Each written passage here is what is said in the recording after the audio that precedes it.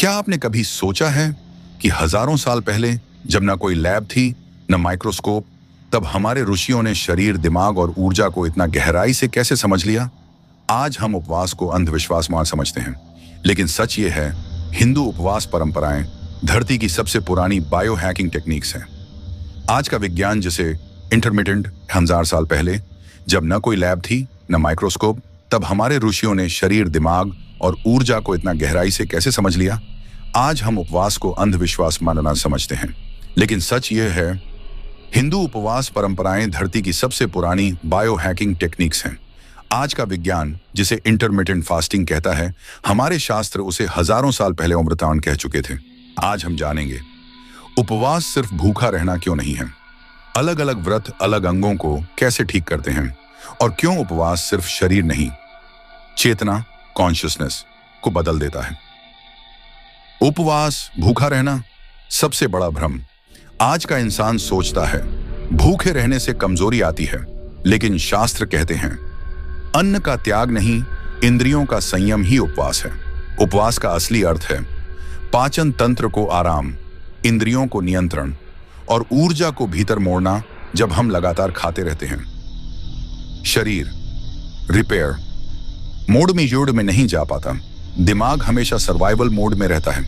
उपवास के समय शरीर खुद को साफ करता है, कोशिकाएं, सेल्स मरम्मत करती हैं और दिमाग स्पष्ट होता है।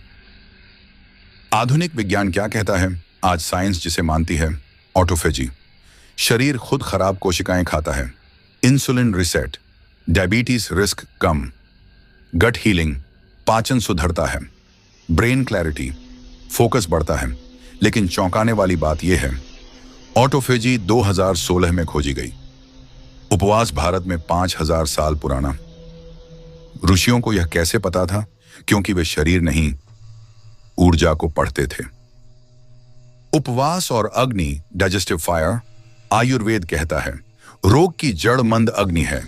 जब हम रोज खाते हैं, अग्नि कमजोर होती जाती है, अपचित भोजन आम बन जाता है, वही आम रोग बनता है। उपवास में अग्नि तेज होती है, शरीर खुद को जलाता है, विष बाहर निकलते हैं। इसीलिए उपवास के बाद हल्कापन, शांति और अजीब सी स्पष्टता महसूस होती है।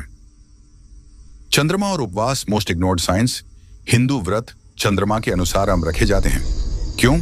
क्योंकि मानव शरीर 70% जल है।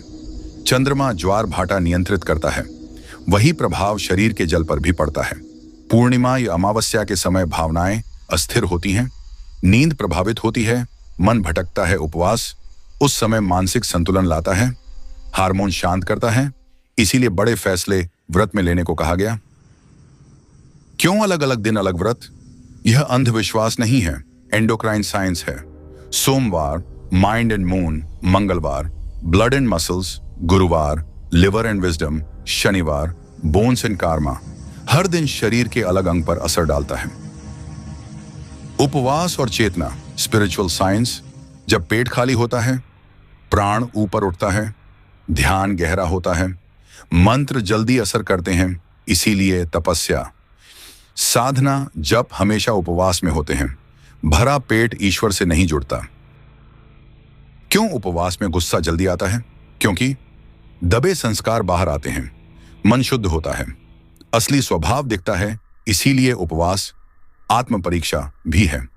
गलत उपवास आश्रय नुकसान। शास्त्र साफ कहते हैं अज्ञान में किया गया व्रत तप नहीं, यातना है।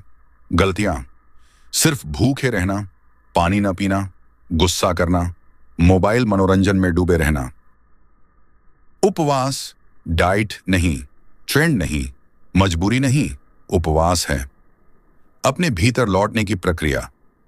पार्ट 2 में जानेंगे different Hindu fast and their scientific impact.